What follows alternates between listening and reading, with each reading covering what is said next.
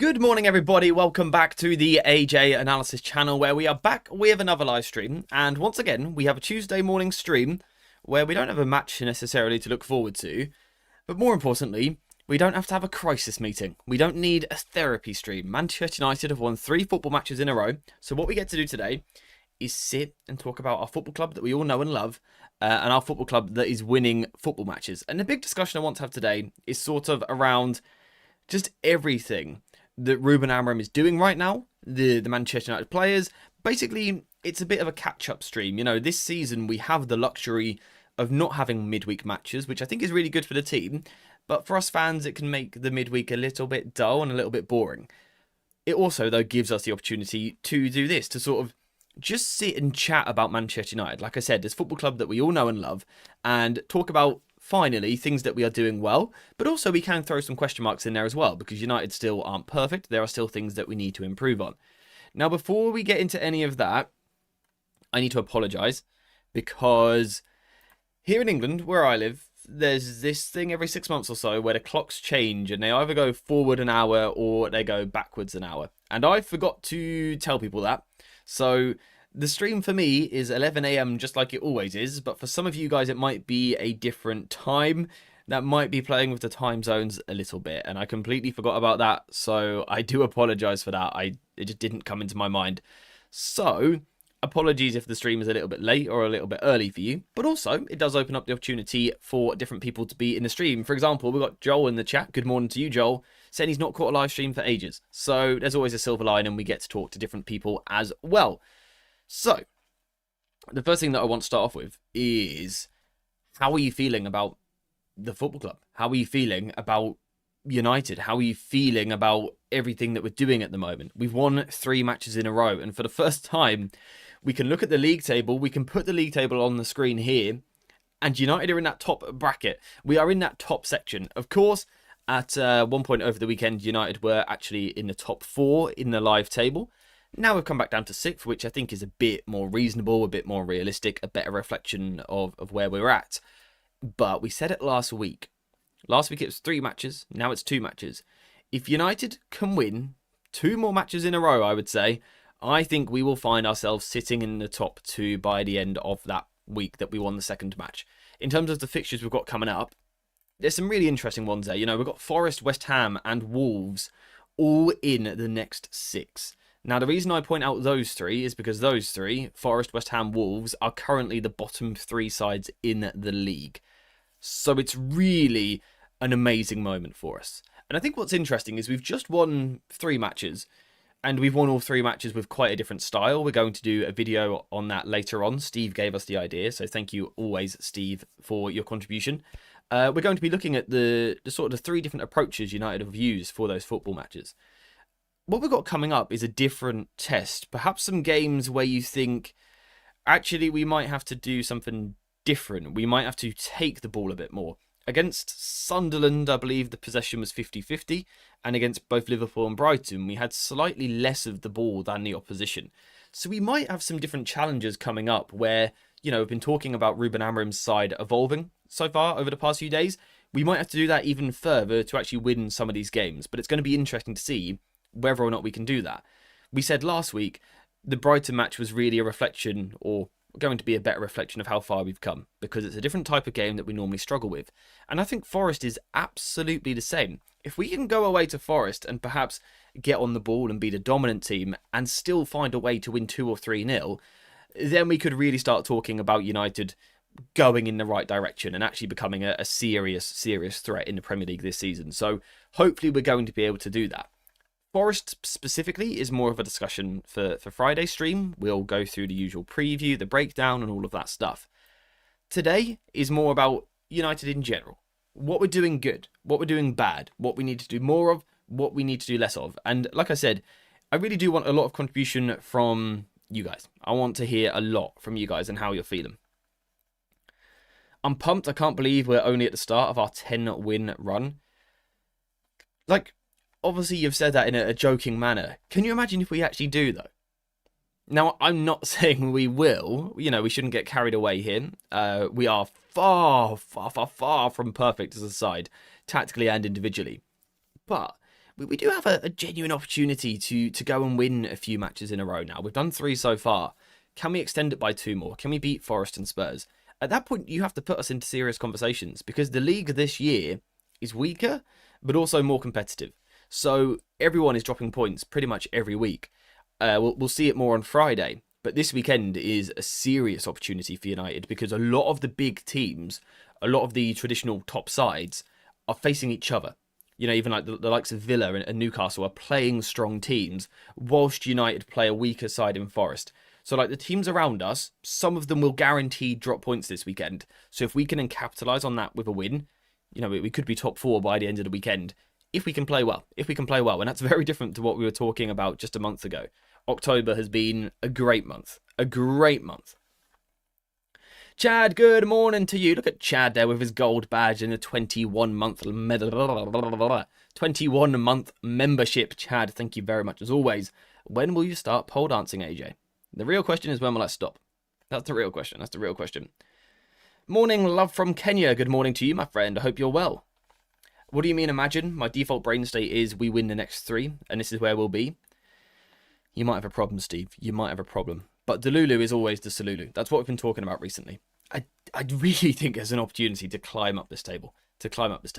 So, I guess the question is, why do we think that? What do you guys think we're doing better than what we've done just a month ago? You know, through 3 weeks ago even, in the international break, we sort of sat here and said, yeah, sure, we just beat Sunderland, but we're still not amazing. There's so much for us to do. Today, I do really want to give you guys control of the direction of the stream. I give my thoughts every day. You guys have to sit and listen to me waffle on. I want to hear from you. What do you like about United right now? What's impressing you? Which individuals do you think deserve more praise than they're getting? Who do we need to chill out on a little bit? Who are we overhyping a little bit too much? What do we need to work on in the future?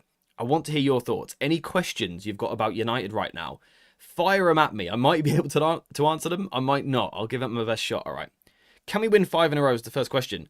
Yes. Absolutely yes. We've already won 3 in a row. Can we go beat Forest? I believe so. Can we go beat Tottenham? Yes. I think we've got... This is the thing. I think we can beat anyone.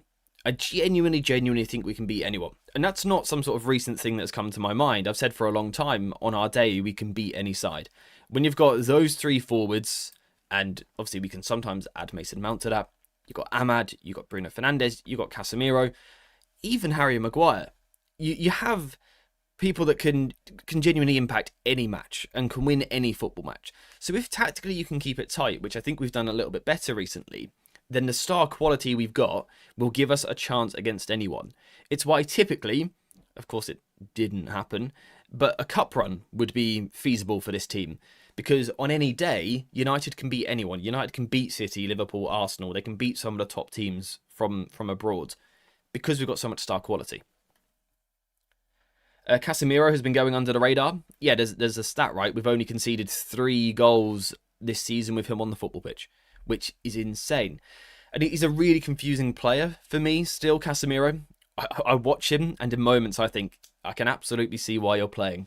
Because his forward passing, you know, his ability to get the ball forward quickly, he is impacting both boxes. Great. And then there's other things he does, and I'm sitting there scratching my head like, he's just daft, isn't he? For a player with so much experience, he often doesn't play like a player with experience. He almost plays in quite a naive manner. I guess that's just his style, but he's a really confusing player. Recently, he's been very good. But even in those matches, I've sort of sat there going, I kind of want more from him. Obviously, he's way past his peak. You know, he is on the decline, unfortunately. But he's still got so much to offer for this team. And in terms of, I guess, the long-term future, we have to be trying to find a player who can do what he can do in terms of the responsibility he can take, the impact in the boxes.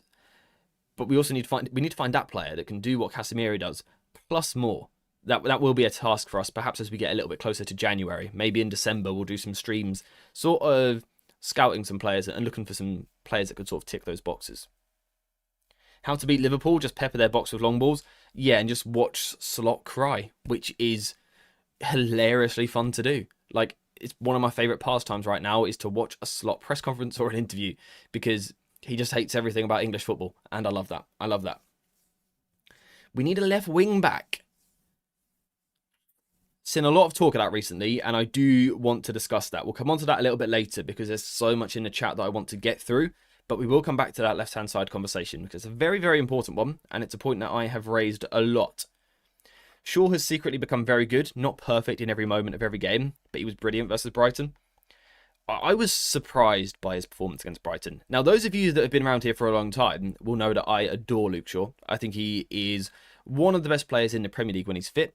I have said a lot. I think if he had gone a career without injury, we'd be putting him in the conversation of top 3 left-backs of all time. I think he's that good.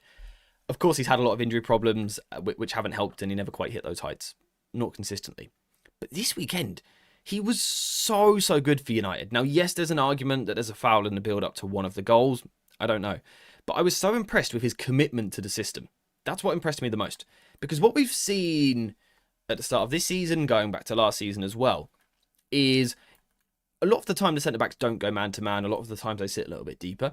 But we do see some games where it is sort of connected one-to-one here, one-to-one here, one-to-one here. And the problem has always been, when players have gone too deep, our centre-backs haven't had the confidence, I guess, or the personality or the aggression to go with them. There's been those games where they sort of go halfway and stop, which is a nightmare because you're neither here nor there. You're not pressing the ball, but you're not covering the space. And it's been a big problem. Another big problem has been players that drift across the pitch. You know, if I'm this player here and I come over here, the left centre-back surely isn't going to follow me. And normally the forwards are correct in that assumption. But not this weekend. Not this weekend. Luke Shaw went pretty much everywhere I felt was physically possible. And I think he deserves so much credit for that. Because I think Ruben Amorim's system is really difficult to play defensively for the centre-backs. So the fact that he was sort of willing to go, you know what, I'm just going to go all in on the instructions from the manager here. I'm going to follow that guy literally everywhere. I think takes a lot of confidence, takes a lot of balls, basically, to go and do that. I think it's very brave to do that. But then also, in terms of just footballing ability, he had the ability to do it. You know, he was good defensively in every zone that he went into. I think he had a great performance. Now, sort of somewhat typically, he got a knock towards the end of the match and come off early, which would be the most typical Luke Shaw thing I've ever seen. Hopefully he's going to be okay because I think Amorim really rates him highly in terms of what he wants the squad to do. So hopefully he's going to be okay. But yeah, I think his performance was very, very good. Why do you think we lost the momentum after 75 minutes? Is it the substitutions or tiredness?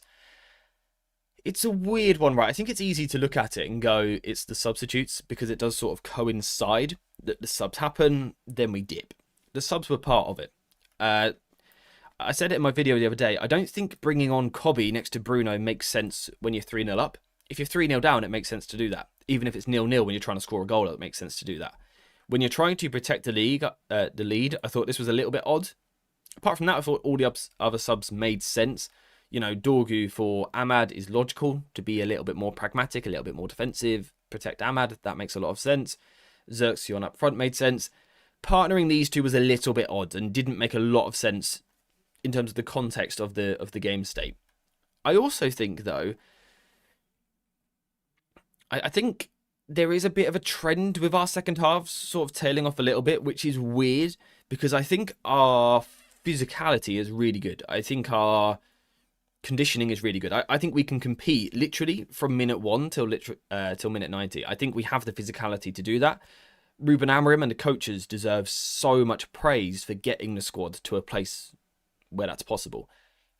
2 years ago, we couldn't compete for longer than 30 minutes before physically we declined and blew up. So I think they deserve a lot of credit. At the same time, having said that, in the second half, we do seem to be sort of tailing off a little bit. Going back to the Chelsea game at Old Trafford, bit of a weird game with the red cards, of course, but the second half, we were worse than what we were in the first half. Brighton, we were definitely worse in the second half than what we were the first half. Even Sunderland, I don't think we were as impressive in the second half. There's potentially a bit of a theme there which might be concerning. I couldn't tell you why it's happening, to be honest. Perhaps it is... And perhaps it is like a mental energy, because I think physically the players look fine. I think physically the players look like they can go and do it. Maybe there's a sort of like a focus problem. Players struggling to focus on these instructions, you know, because they are difficult to play out, a lot of them. It's not easy football that we're trying to play. Maybe the players sort of get fatigued after that amount of time. Or Maybe, and this might sound odd, maybe it's the fact that the players aren't used to it. Maybe the players aren't used to it. We saw a stat the other day that 3 games in a row now at Old Trafford in the Premier League, Manchester United have been 2 goals up at half-time, which is very impressive. And it's the first time it's happened since 2008. Maybe this United team isn't used to being 2-3-0 up in games. And maybe we sort of get to that point where it's like, wait, we haven't got this far before. What are we meant to do? Maybe there's this case of overthinking. I think this is a nice point from Steve as well on the mentality. We've scored after conceding in our last 2 games. We also need to point out, oh my God, it makes a difference in a low-scoring sport to score the first goal. We've seen for 18 months, our first shot on target seems to be easily saved, or it's not even on target, we blaze it. The opposition's first shot seems to end up in the back of the net because our keepers are basically alley-ooping them, throwing them in. Last 3 games, it's very different. It's very different. Scoring first, scoring early in some games as well, changes everything. It changes everything. How much do we talk about game state? Being 1-0 up compared to 1-0 down is absolute night and day, particularly for a team that has been through so much emotionally in terms of a lot of defeats, a lot of bad defeats, a lot of confidence knocks. It's huge if you can get that first goal. It's absolutely huge. We've got to do it more. We've got to do it more. Imagine when we start exceeding our expected goals, which I expect us to do just. That's always my expectation for a top side. We talk about XG a lot. Can be a bit of a misleading stat. You do have to use it properly. There's always this conversation of should you expect your team to overperform your expected goals. I personally do when you're a top team. I don't necessarily expect, let's say, Burnley to overperform theirs because their players aren't as good. But when you sign sort of some of the best forwards in the world, I think you can expect to overperform. If United can do that, then we would probably be the top scorers in the league right now, which would be very different to where we've been in the past. By the way, I believed I missed a gifted membership. I did, from David, as always. David, thank you very much for the gifted membership. That went to Ian McDonald. I'm not sure if Ian is here right now. I can't see him in the chat. But David, thank you very much, as always, for the gifted membership. And also, guys, good job with the love hearts, because that made sure I didn't miss it. I will also pin this message from David to the top of the chat. David, thank you very much. W Mod. At the top of the chat, guys, you will see a link to our Discord server. We've promoted it enough times. You know what it is now. It's a place with over 800 Manchester United fans talking in a calm but passionate way about this football club that we all know and love. So check it out. Really good talk in there. Sort of truth behind stats, tactics, players we should sign, players we've got, assessing different things, laughing at slot. It's a good place to be. So I really do highly recommend you check out the Discord server. I know a lot of people say it. I think in terms of community, we've got the best in terms of being sort of level-headed. When we win, when we lose, being level-headed. Maybe getting a little bit excited when we win, which is always good fun. But really good community. Really good community. Agreed? I meant to say Creed. Creed, good morning to you, my friend. Hope you're well. Considering we've been underperforming our XG for centuries now, yeah, and I think, like I said, I expect top teams to overperform it, right? Like Liverpool with Salah, because he's typically such a good finisher. I always think they'll finish a few goals ahead of their XG because they've got the big star forwards. PSG, they've got so many good forwards. You would think they will take the chances they should score and ones they shouldn't, like we did at the weekend. Need to do that a bit more. 800 United fans and 1 Barca fan as well. He is a legend, though. He is a legend. I don't know who's calm in the Discord. I don't know what AJ's talking about, but it is very nice. Also a valid take. I think we should start playing 1-2 touch cross from the left wing backs and let Ahmad and Bumo do whatever they're doing on the right. I wanted to point that out, and I want to do a video on it. I want to go back and watch the last 3 matches again and figure out something in the attack, because I don't know if you guys recall, but if we were to rewind probably about a month, maybe a little bit longer, maybe 5 or 6 weeks, there was this, I can't think what match it was, for the life of me, I can't think what match it was, but we came out after the game and we're like, we need to have a different attacking plan to just booting it at Dorgu on the left wing and hoping he can cross it, because he can't cross it, right? That was a big problem. That was a big problem that we had, that we were just forcing the ball out wide and crossing every time, and there was no one in the middle, and the crosses were poor. It all felt like a bit of a waste. Now, I don't know when this change has happened. Like I said, I need to go back and watch some footage. This doesn't seem to be happening right now. Maybe the stats say otherwise. I don't know. I haven't looked. But to me, at the moment, it feels like we're doing this a little bit less. It feels like we are trying to get ourselves in the middle a little bit more. You know, we're seeing more of Cunha in here and Bumo in here. Ahmad can come in as well. We feel less reliant on the cross. The data might say otherwise. I don't know. I haven't looked. But it's just sort of a vibe, an impression, a feeling I've got. I don't know if you guys agree. But it feels less like we're shoveling the ball out to the left-hand side and then hoping that the cross comes in and we can work with it. I feel like we're doing that a little bit less, which is logical. Rather than relying on the left-back to be your source of creation, etc., we're relying on Ahmad, Mbumo, Cunha, Bruno Fernandes, which is way more logical. Way more logical.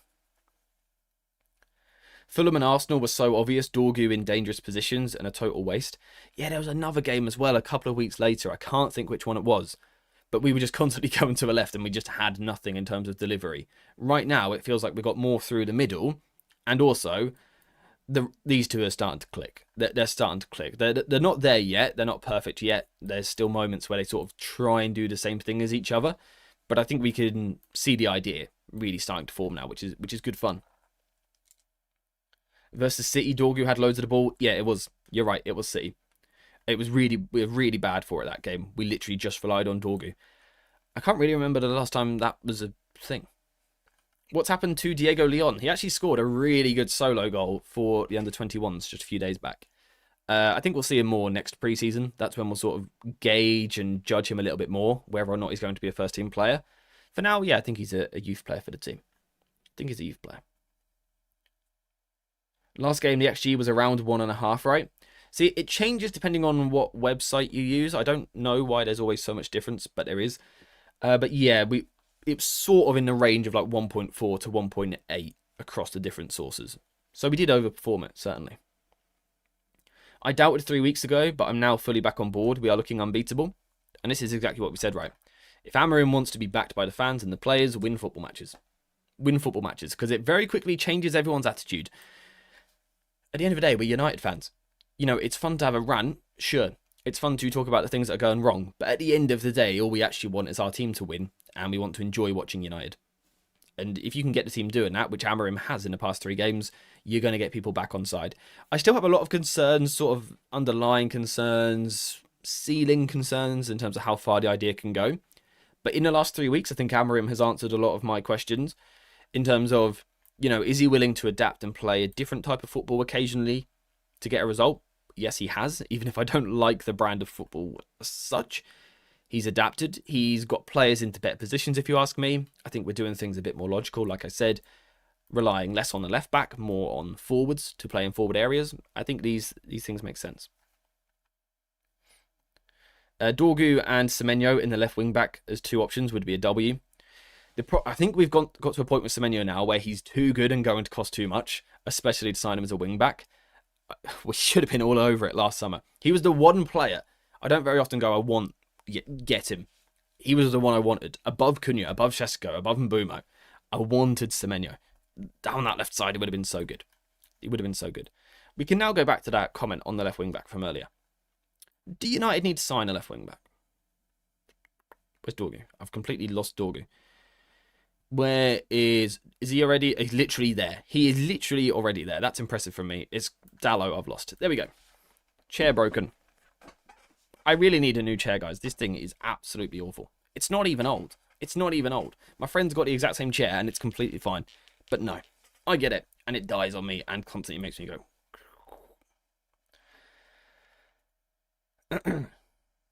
So, back to this conversation. Do we need to sign a left wing back? And I think we have to be careful with what we say a left wing back is. For example, if we signed Semenyo, he could play this position. But would you class that as a wing back signing, really? I would say it's a winger that can play there. I think when we talk about signing wing-backs, we're talking about the Theo Hernandezes of the world, the DeMarcos of the world, players like that. I'm not sure if we need that. Particularly if we're thinking long-term squad building, you've got to consider there's always a chance you change manager and go to a back four, for example. My opinion is, I would love it if we had a Nuno Mendes. We wanted him last January. We did a video on that. We wanted him at the club. Didn't happen. We got Dorgu instead. Obviously, an inferior player, but was cheaper and more available, I guess. I don't know that we need another left-back, wing-back, right? We've got a Luke Shaw, we've got Dalot, we've got Dorgu, we've got Diego Leon, we've got Harry Amas.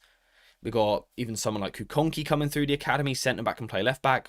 We've got Camerson, we've got Mantato. We've got lots of sort of full-back type players that could play as a wing-back. Maybe it's wrong to put Mantato in there.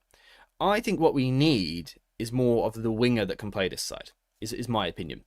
The way I keep wording it is the Ahmad for the left-hand side. That's what we need to find. I think we need that more.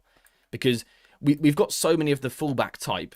Let's say there's a game where you want to play with a flat-back five. We've got so many players here that can play in a flat-back five. So many players that can do it. What we don't have as much of is players that can go high in the attack and be great here. That's what we don't have as much of. You know, on the right-hand side, we've got two choices. We can go Dalot, and we can defend a little bit deeper in the five if we want to. Or if we want to get on the front foot, we can go Ahmad. That's lovely. That's a great choice to have. That's what we don't have on the left. We don't have that. We have a load of Dalots on the left. We don't have our Ahmads on the left. If that makes sense. We've got a lot of players who can, if we're talking left side of the pitch, we've got loads of players who can play a defensive role on the left. We've got barely any that can play an attacking role. Cunha's the only one, and he's not going to play wing back. Mantato maybe in the academy. Fighting off a sneeze. I think we're good. It might have been a yawn, not sneeze. I want a player who plays left wing back when Ahmad isn't available for the right. Yeah. There are those sort of, like I said, there's the DeMarcos, Theo Hernandez, Diouf at West Ham. For me, Nuno Mendes as well, although probably not likely. They're all left backs. I don't know that we need another left back moulded player to shift into a wing back. I think we should take a winger and shift them into a wing back. I think someone like Dango Ouattara at Bournemouth feels like the obvious shout in terms of probably being realistic in the market, probably not being as expensive as some other players out there, but also being versatile, probably not demanding that he starts every week, has played left back before, has also played on the wing, is a very effective player, and would sort of be that more attacking wing back option for that side of the pitch. I guess the other question is maybe could Ahmad do a job over there? Maybe we have had that discussion before. Or like we said, Mantato from the academy, recently playing a lot of football at left back, including for the England youth side. Before that, he was playing as more of a winger, so could he play as a wing back and be that sort of player? Maybe. That voice cut was crazy. 2 people have just said Vinicius for left wing back. We might just have to delete the channel at this point. I kind of disagree. Dorgu is really aggressive, but needs to work on his output. I agree with the sense that he's aggressive in terms of the position he takes up. You know, he does play incredibly high. But I don't think, you know, when he's in the final third, to me, he looks like a fullback in the final third rather than a winger in the final third, is what I would say. He feels like a fullback trying to attack, trying to create, trying to cross, rather than a winger trying to attack, create, and cross. You know, particularly with dribbling. I think there's so many moments where Dorgu gets into a 1v1, and I'm like sitting there thinking, if this was Ahmad, he would be taking him on. He would be toasting him right now. Whereas Dorgu sort of slows down and waits for a runner from someone else. That's where we sort of lack that sort of balance, I think, which isn't a problem in a one-off game. I think it's absolutely fine that we prioritise the right side because these two are so dangerous. I think over the course of a season, I think over the course of a long time, you want to have something different that you can use on the left. And right now, I don't think we have it. And by the way, I'm not saying replace Dorgu or anything like that. I would absolutely keep Dorgu. I would just get another player that can compete. So, you know, here it's Ahmad and Dalot. Here it's just Dorgu. Give me that one that plays as the winger, basically, is what we need. Will that be available in January? I don't know. We might have other priorities. But next summer, I certainly would be surprised if we don't do something there. Even, right, let's say a world where Ruben Amoriim gets sacked, which, we wouldn't want to be the case. We want to be a team that wins football matches, so he wouldn't get sacked. But let's say we were to shift to a back four under a different manager, or even under Amorim. We would lack left wingers at that point. Cunha would do a job out there, you would think, but he would be the only one. If he was to get injured, you would look beyond that at the squad depth, and there isn't anything. So we do need some sort of left-sided attacker in the squad at some point. Weirdly, you almost sort of want a Garnacho a little bit. Not necessarily in terms of his profile, but sort of that, like, we want Garnacho from 2 years ago, who's happy to spend a lot of time on the bench because he's a youth player coming through, but has got the potential to be a top player. That's sort of what we need to find, but it's going to be difficult. Yeah, Mazraoui obviously is also another player that can play out on the left. Again, I would sort of put him into that category of fullback that's playing there, though, rather than a forward. I like the idea of him inverting. We saw a lot of that from Dalot at the weekend, sort of shifting into this moment here. The only problem with that is it pushes Cunha wide, which I like in moments. Say this all the time. We like to see that rotation, players sort of swinging and shifting around into the different positions. But I don't think it gets the best out of Cunha necessarily. Not if we're doing it a lot. I think, again, that's where you want a more typical wide player on the left, which we just don't have at the moment. So you can't criticise Amorim for it. It's not his fault at all. It's just a squad building problem over a few years. We sort of got rid of all our left-sided players over here, so it's a bit of a problem. Can Mount learn the role better and be in a missing link? There's been a lot of talk of this. There's been a lot of talk of whether or not Mount could play over in that position. Now, we did see it briefly, didn't we? I can't think which game it was, but I'm sure that we were chasing a game. We needed a goal. It might have even been in the cup against Grimsby. What a game. We put Mount out to the left-hand side. He played left wing-back. Yeah, I think he could do a job there. He's got the intensity to play it. He's got the intelligence to play it. He's a more attacking option than a Dalot or a Dorgu, absolutely. Maybe it's a short-term solution that you could use one weekend. He could plug a gap there. I don't think you would want to be talking about building your team with that idea, though. I think the solution is recruitment, realistically. So we can't solve it yet. It was Brentford, was it? Why do you guys know that? How do you remember that just off the top of your head? I can never recall games like that. You guys are very good at it. Very good at it. But yeah, I think it's a short-term solution that you could use here and there. I don't think it's a long-term solution to our problem. It's just another problem to create, almost, if you ask me. Can Mount do it? Probably. Is it the best use of him? No, exactly. And is it best for the team as well? Probably not. Probably not. If we had to sign one midfielder alongside Bruno, who would it be? Who would fit the role? I don't know. I think January is going to be super, super interesting. I don't know sort of financially how we're looking heading towards the window, because, we are getting close now. Realistically, in 5 weeks, we could sign a player. I don't know, financially how we're going to look as we approach the window. Are we going to have the facilities to go and sign someone? I don't know. To me, it feels more like a loan would be more likely. If you're then looking at the loan market, who you can get to come and play midfield next to Bruno second half of the season, feels light. It feels very light. In terms of longer term, next summer, there's a few. Elliot Anderson is someone I would look at, right? Just because I like watching him play football. He's that sort of all-round player, which I think we could do within this system. I don't know if he's the perfect partner for Bruno, though. We do still have that problem of, I don't quite know how you find the Bruno partner in the long term. I think it depends on how we use the back three as well. We've seen some games where the back three is more aggressive, more proactive, and Bruno can play a little bit higher, which perhaps changes what you need in the six as well. It's all a little bit confusing, I'll be honest. It's a little bit confusing. I didn't say we need Garnacho. The last thing we need is Garnacho. But what we need is a youngster that can come through. Maybe we have one. Cash low, but there is a borrowing structure available. Both Manu and Xerxes may push for loans, and only then would United look to loan a player in, allegedly. Yeah, I'm not expecting an awful lot from us in January. I could see a loan move for one player. That wouldn't surprise me to sort of like fill out the squad a little bit. But I'm not expecting anything massive. Nothing huge. Metcha, Chouameni, Camavinga, Baleba, Wharton, Anderson.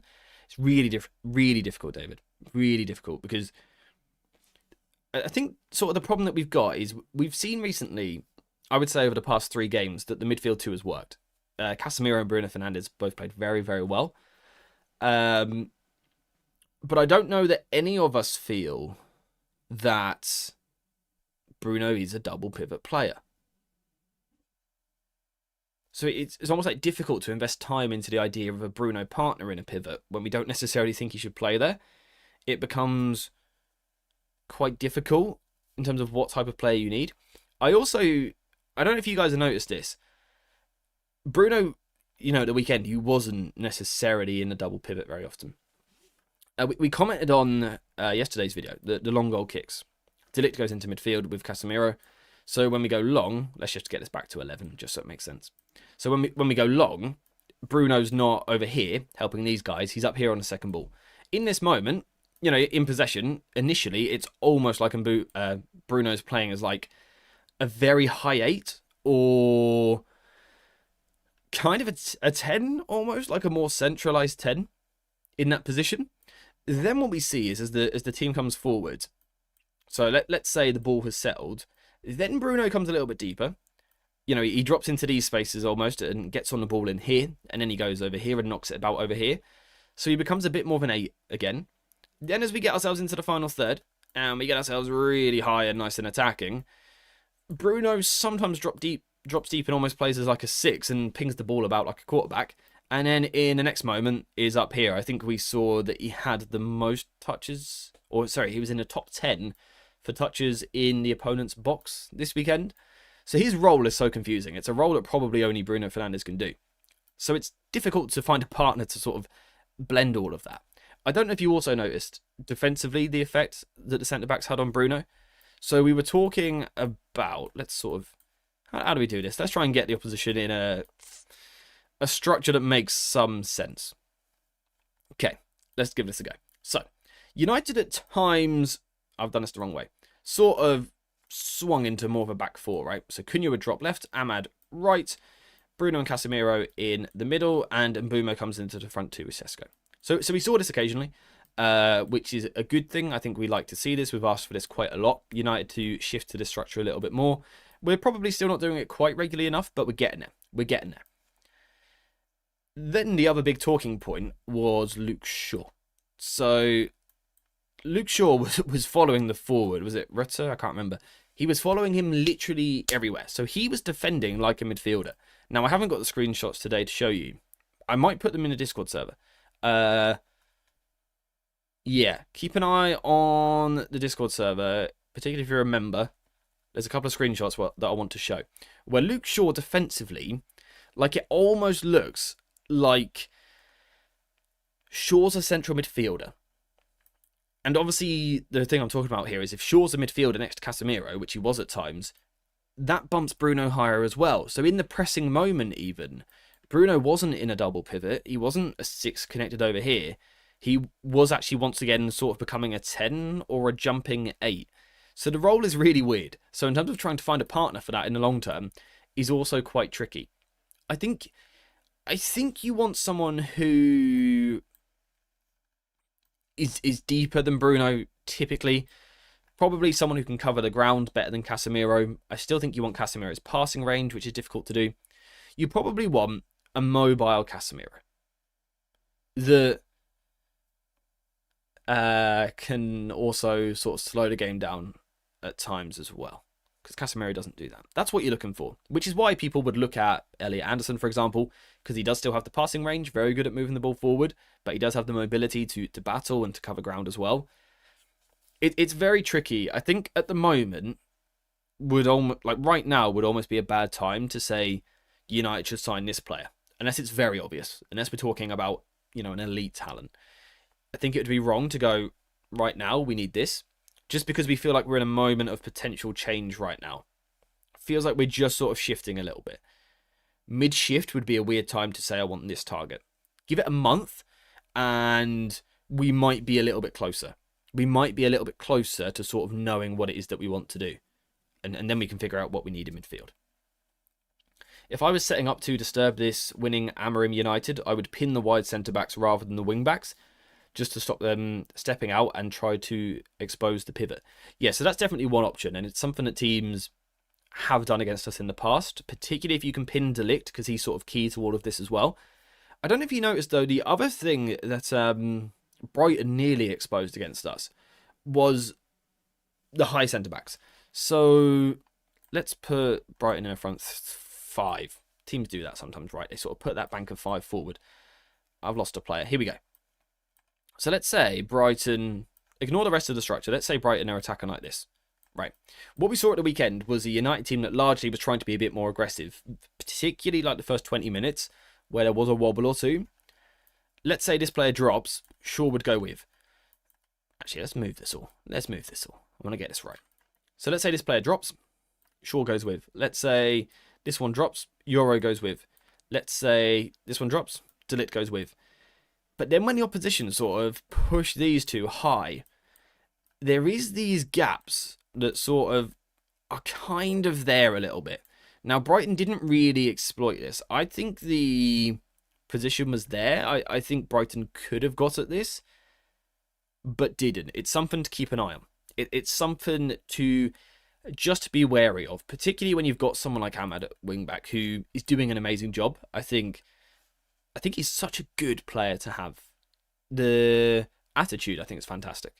Because he is a star attacker. And we ask him to do this shift over here, and he just does it. The other week, we saw him sort of out-jumping Cody Gakpo for headers and things like that. So, yeah. It's a difficult job. Ahmad deserves a lot of credit. But there is potentially this sort of gap that does open up, which is something that we need to be wary of. Almost the centre-backs being dragged and then finding that space. Because at times it just leaves that gap in behind, like we can see there. At times, it makes our wing-backs hesitant to jump. So let's say the ball was played out here to the right. Dalot doesn't want to jump and challenge the ball because he wants to cover for Luke Shaw. So this is something that we just need to point out. It's not been exposed in the past few weeks, but this is why I like these streams, right? The videos at the moment are going to be very positive because United are winning. We've had a year of criticism in a lot of videos. So whilst we have the chance to talk positively about some of the good things we've seen, I will be doing that in those videos. But I think today is a nice opportunity to also cover some of the other stuff. And yeah, that would be something that I'm just wary of. Something I'm wary of. It's not been exposed yet, but just sort of keep an eye on it in the next few matches. Look out for it. Brighton allow their forward players to drop very deep to receive the ball, so those spaces were not created. Yeah, they like to bring a lot of players towards the ball. So like you said, who was playing right wing for Brighton? Was it Kadioglu? I think it was. I think if Minter or that sort of player had been on the right-hand side, we might have seen that gap attacked a little bit more. We might have to let them circulate the ball if needed. At least they can't penetrate. Yeah, that's what's going to happen at some point. We're going to have to find that balance eventually where, against Brighton, we were very good at pressing. But there were moments where perhaps we probably shouldn't have pressed. We should have contained a little bit more, but we still went aggressive. And that's when Brighton could get through. Again, particularly the first 20. So that's something to be, just again, wary of, I would say. And I think it's important that we pick these things up. It's important that we point this out before we get punished for it, right? Be aware of it from now. Good morning, Alex, mate. How are you? There's this little known team called Madrid that I've been watching. Never heard of them. They have a bloke called Tchouaméni who's fairly decent. Yeah, he's pretty good at football, that fella. Pretty good. Imagine, can you imagine Tchouaméni, right? He's played a lot of football at centre-back. Is he the sort of player, it sounds crazy, is he the sort of player that you could play as the central centre-back that goes into midfield? Because he's played a lot of centre-back for Madrid. Morning, AJ. Footy with an edge. Wanted a collab with you? Really? You'll have to get in touch. Definitely always open to collabs and stuff, though. It's a learning curve with the pressing, but we are getting better at it. Yeah, again, it's It's weird. I wouldn't suddenly say with a very good pressing side, because the 2 wins prior to that we didn't press. We sat deep and we contained. So again, that's sort of the purpose of today's video, which will be out in around 6 hours, I would guess. The United wins have been different, which is a good thing. It's a good thing that we found 3 different ways of winning. 3 very different styles, all in the same shape.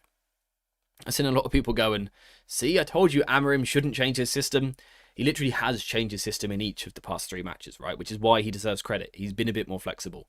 System is not equal to formation. Yes, United have still largely been in a 3-4-3, but we've seen, over the past few weeks, we've seen a 5-4-1, we've seen a 5-2-3, we've seen a 3-4-3, we've seen things swinging around to more of a back 4 in moments, particularly when we defend. There's been so many changes on the pitch, which Amorim has pointed out from the start, but we should make that clear.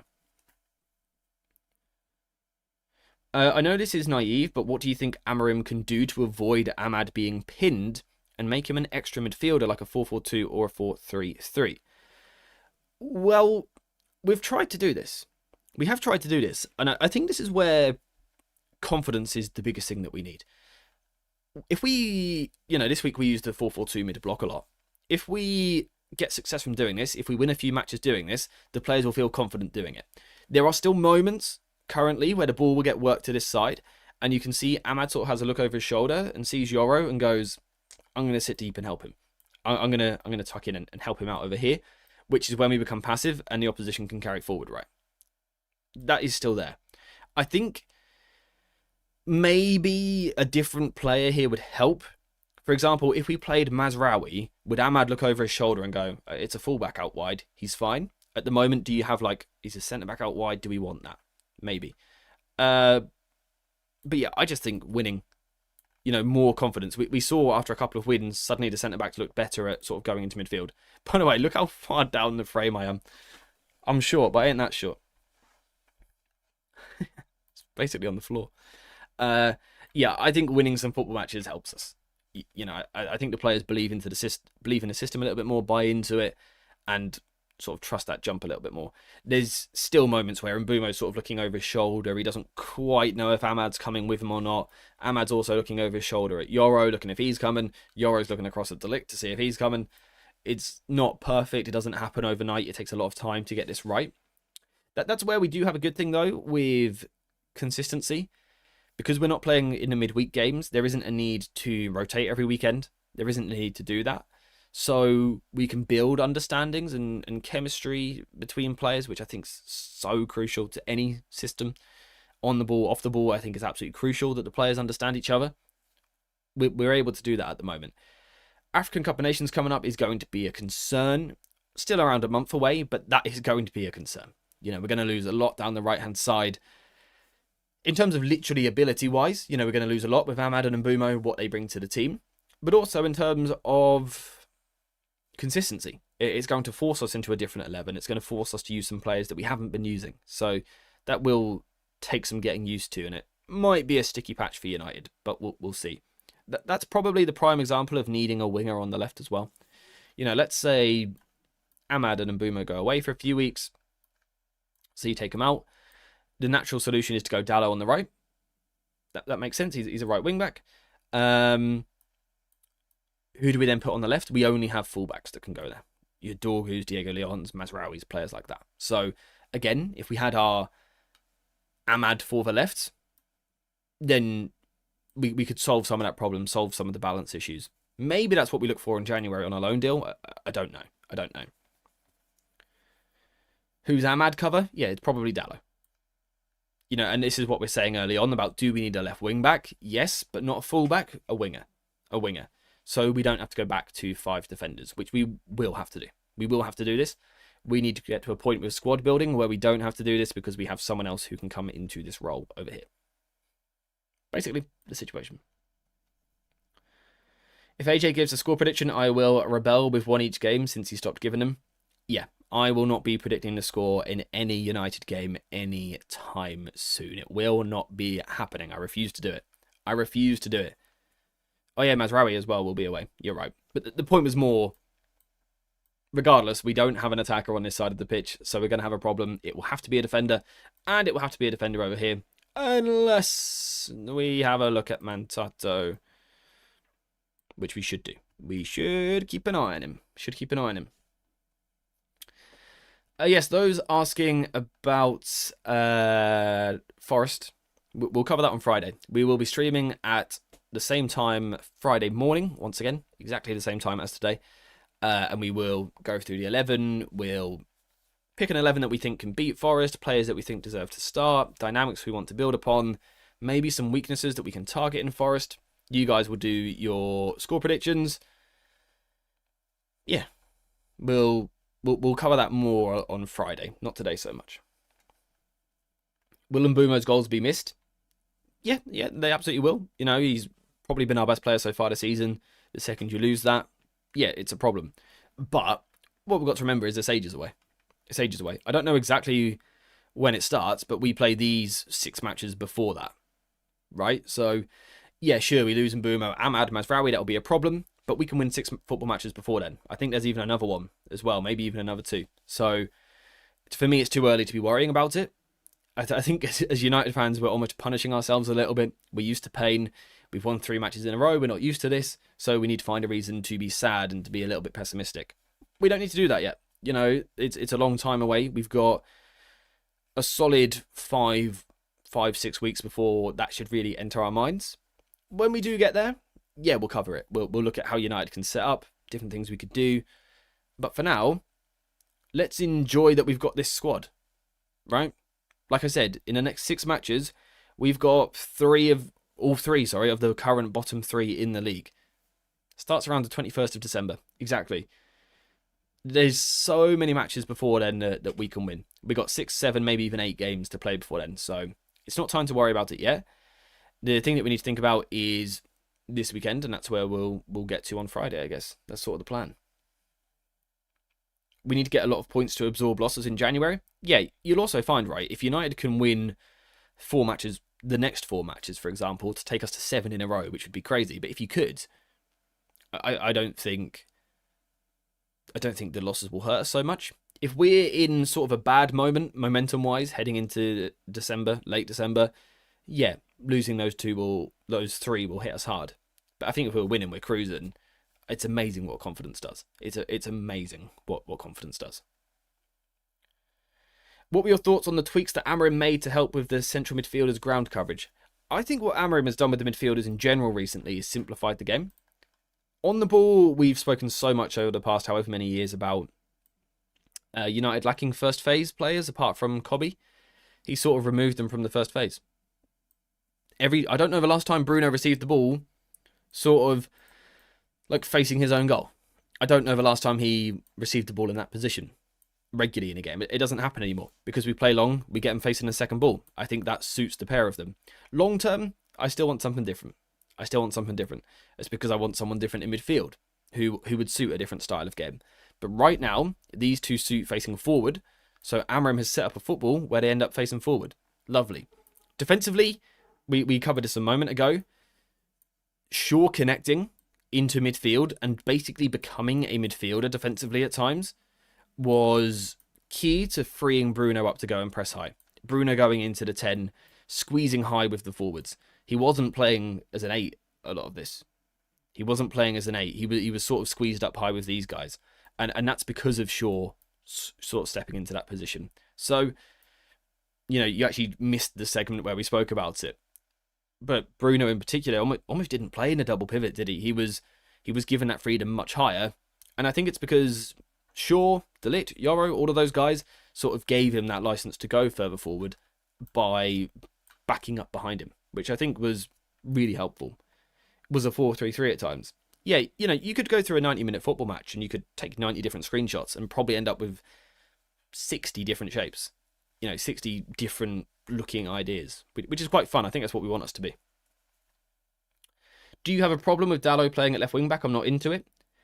No, I don't have a problem with it as such. If it's, you know, the situation in 12 months, yeah, I'll have a problem. This chair is absolutely ruined. It just doesn't work. It just doesn't even go back up anymore. The chair is dead. The chair is dead. Rest in peace, chair. Today's video, I might be sitting on the floor. Dallo left side. Yeah. Do I have a concern right now? No. No, I don't, to be honest. I think he's a useful player for us out there. He's nothing special. If he's still our starting left wing back in 18 months, yeah, I got a problem with it. You know, it's not the long-term solution. It's not the long-term plan. The height of Amorim's system doesn't involve Dallo in the 11 for me. I'll be honest. But right now, it's okay. He's a good squad player, and he can do a job there. Dorgu as well. I've lost him again, but there he is, right-hand side. Dorgu can also do a job over there. So I'm not worried right now. But if it's still happening in the long term, then yeah, I'll be worried. Yeah, I need a new chair. I need a new chair. I can feel it like dying as I'm sitting on it. Rely on Bruno, Mount, Cunha, Sesko during AFCON. Rest, defend, and keep shape. Yeah, we'll definitely have a more of a conversation on that when we get a little bit closer. Out of interest, maybe we shouldn't get too far ahead of ourselves. Maybe we shouldn't look 6 games ahead, but we're going to do it because I don't care. How are we feeling about this? How are we feeling about this? These 6 matches coming up. Now, you know, we don't know what's going to happen. We might lose a player to injury, or someone might go through a dry patch, or someone might catch light and be amazing. Sure. What are you sort of expecting from the next 6 matches? Because I think there's some very winnable ones there. Some very winnable games. But there's also some challenges. Forest are a side that troubled us last season with the power that they possess. Do we tactically look better in terms of dealing with that this season? Possibly. Spurs, we lost a lot of games last year. 3 times, I think. 4 times or something we lost to Spurs. It was quite depressing. But I think they're beatable. Everton, you look out on paper and think very beatable, but always a tricky side to play against. You know, they'll be set up well. David Moyes is a good manager. Crystal Palace, I think we're better than them. I think we've got better individuals. But again, the way that the systems are going to match up will be interesting. West Ham and Wolves looked like fairly easy games, to be honest. They're games that you would expect to win. But I just want to get your sort of prediction, but also almost target. Of course, 18 points. You know, the target is always to win every match. But what would you say is sort of like, yeah, so Alex has said there, 9 or 10 points would be the minimum in my opinion. And then Steve has said, I'll take 4 wins now from those 6. What are we feeling roughly? I do believe 18 is achievable. I genuinely, like, truly believe that. But probably a little bit unlikely. What would you sort of like, what's your forecast for United? What's your forecast? Now, I would say we have to beat West Ham and Wolves. They're tragic right now. They're tragic. They might improve by then, sure, but they're tragic right now. I think you got to win those 2. If we're looking ahead to the next 6, you know, if we're being serious about wanting to get into the top 4 and things like that, you've got to beat Wolves and West Ham. So I'd say those 2 are games we should win. I think Forest is a game we should win. I know it's difficult when they've just got a new manager. Sean Dyche will have them set up well. It's away from home where we're not as strong. But I think, again, they are in the bottom 3. They are in the bottom 3 right now. So I think they're another one that you set up and go, we should win that. I think I'm agreeing on the sort of 10 minimum, 13 the target, perhaps. I see 3 wins there, then 3 50-50, so I'm down with 12 to 15 points. What do you see as the 3 wins? Is it the bottom 3? Is it the bottom 3? The lack of home games is a little bit annoying because we're good at home at the moment. So it's a shame we don't sort of have that opportunity to build momentum there. You know, we don't play at home for the best part of 3 weeks now, 4 weeks, because of the international break. Something else to consider as well. International break coming up. Yeah, I think we should be sort of saying minimum 11, target 14, 13, 14. 15 plus, we're in an amazing place. Because that would mean winning 5 of these, which would mean, 8 wins out of 9 in the Prem? Which would be insane. So, yeah. West Ham, Wolves. Also, Forest are the one you're a bit more unsure about. Okay. See, I would expect us to go beat Forest as well. There's 4 I expect us to win, and there's 2 tricky ones. They're all tricky, let's say that. But there's 4 I expect us to win. I expect us to beat Crystal Palace as well. Spurs are the one which worry the most, sort of naturally, but... Oh no, AJ prediction, we're cooked. I didn't predict. I said I would expect. I haven't predicted the scoreline or anything like that. I can say what I think the final result will be, and I think I can say I think United will win, draw, or lose. I can't say a scoreline, I believe is the situation. Because I think last week I think United will beat Brighton, but I didn't say a score. So I think we're safe. I think we're going to be okay. I think we're okay. Guys, let's just chill out for a bit. Psych, let's go United. I like it. I think Forest will want a scalp to get their season going. They will battle us, but also have quality in the final third. Yeah, obviously the thing with Forest, we'll talk about it more on Friday, but the power of them has been a problem for us in recent times. Gibbs White has sort of just walked through our midfield quite a lot. And Elanga would be the other one. What I find quite fun, though, is as we head towards the weekend, we sort of come into the game with those players. You know, the Gibbs White and Elangas have really been a problem for us. It almost feels like we go in with our own versions just way better in the sense of like the immense central ball carrier and the brilliant goal scorer and runner. That's quite fun. It almost feels like we might be able to punch back at Forest what they've been sort of firing at us recently, which is fun. Spurs and Palace will be the toughest. Everton could be a surprise as well. I think United will find Palace hard. Yeah, I think that'll be a tough game as well, like because again the system matchup will make things interesting. Elanga is at Newcastle. Yeah. We haven't played Forest this season. What I'm saying is, in the past, the Gibbs Whites, the Elangas, the carriers and the runners have been a problem. We've now got our own ones of them. Plus, yes, Forest have lost something by not having Elanga. Yeah, that's not what I was... Not quite what I was saying. Palace away, I think, is the hardest. It's not an easy game. It's fair to say that. It's not been an easy game for us. See you later, Alex, mate. Have a good one. Also, guys, listen to Alex. He said like and subscribe and also get in the Discord. And Alex is the man around here, so make sure to listen to Alex. Have a good one, mate. It's mad. I expect us to score every week now. What a world. Has the table got the goals scored? I believe we're third highest scorers in the league right now on 15. There's a lot of teams on 17 and 16, so it's a bit of a skewed stat. But I see it as we're third top scorers, which ain't bad. What do you think about Wharton? Phenomenal. Let's say that much, right? We're going to face a few players in this time, which I like the look of. Some seriously gifted players we're going to be facing in the next few weeks. Be fun. It will be fun. As long as we beat them all, it'll be absolutely fine. Anyway, I think, by the way, we need to shout out Steve for making this. This is for in the future if I sneeze too much or have to go sort the dogs out or anything like that. When I say sort out, by the way, I'll just give him a little cuddle and tell him to stop barking. But yeah, shout out Steve for making this. If you do want to make anything for future streams that you want to see, like your work can be used in these streams, then feel free to send it over in the Discord server. I actually haven't sneezed today, so we haven't been able to use it, but I just thought I would show it because it is quality from Steve. So yeah, if you want to like be involved with that sort of thing, feel free to make anything, and there's every chance that I will use it. Anyway, I think we're going to wrap the stream up there, and we're going to end the stream by putting the league table on the screen because a lot of the time in the past year, it's been a bad image to look at. It's hurt my eyes and made me feel sick. At least now we're in the top 6, and we are on a sort of upwards trajectory. I have a belief that United can improve and get a lot better than what we are currently as well, which is great. So onwards and upwards, right? So thank you guys very much for watching. Hope you have enjoyed this stream. If you have, please leave a like, subscribe, and get your notifications on because it helps so much. It helps so much. If you've already done that, thank you very much.